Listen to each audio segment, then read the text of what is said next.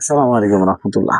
আমির হামজার মতন একজন মানুষকে নিয়ে মুফতি আমির হামজাকে নিয়ে কিছু কথাবার্তা বলতেছেন এই বিকাশ রাশেদ আছে না, গণ অধিকার পরিষদের যে দালাল গুলা, আওয়ামী লীগের দালাল গুলা। এতদিন দেখাইছে আমরা আওয়ামী লীগের বিপক্ষে, এখন দেখাচ্ছে তারা আওয়ামী লীগের দালাল। এই দালাল গুলা এতদিন ফেনা তুলে ফেলেছে বিএনপির বিরুদ্ধে কথা বলতে বলতে। যখন জামাত তাদেরকে কোনো পদ দিল না, কোনো সিট দিল না, দান করলো না, তখন আবার গয়রা ভাবে জামাতের বিরুদ্ধে কথা বলা শুরু করেছে এই রাশেদ খান, আরেকটা হলো ওই যে নুরুল হক ক্যাশনুর। এই দুইজন মিলে ইচ্ছা মতো জামাতকে নিয়ে সমালোচনা করা হতো। শুধু সিট ফাইনে কয়টা, এই কারণে দুই চারটা সিট দিত, তাইলে আবার বিএনপি চাঁদাবাজ এই সেই এগুলা সেগুলা সব বলতো।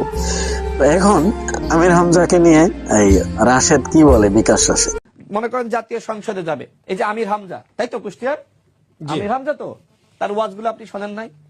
তার মতন মানুষ যখন জামাত নমিনেশন দেয় এবং সে যে ধরনের বক্তব্য অতীতে দিয়েছে, সে আপনার সংসদে গিয়ে কি করবে?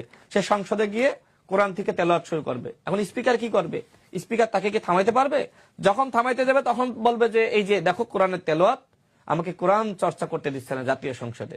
আজকে সংসদকে কি তারা বানিয়েছে আপনি এখন তো জনগণ অনেকে বুঝতেছে না, আমাদের জেনজি অনেকে বুঝতেছে না।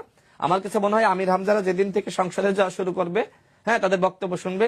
স্যার রাশেদ, এদেশের জেনজিরা তোদের মতো বিকাশে বিক্রি হয় না, নগদে বিক্রি হয় না, টাকার কাছে এদেশের জেনজিরা এখন আর বিক্রি হয় না।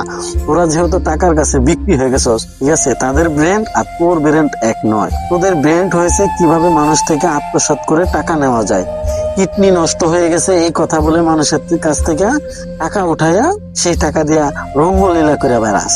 এগুলা কি দেশের মানুষ দেখে নাই, জানে না? তোরা যে কত বড় প্রতারণা করছস এদেশের মানুষের সাথে।